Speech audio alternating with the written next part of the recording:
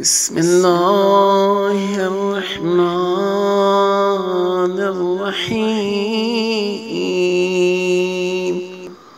اللهم صل على محمد وآل محمد. اللهم ارزقني فيه طاعة الخاشعين،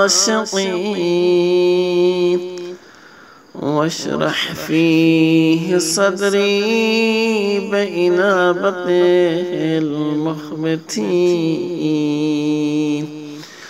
بأمانك يا أمان الخائفين.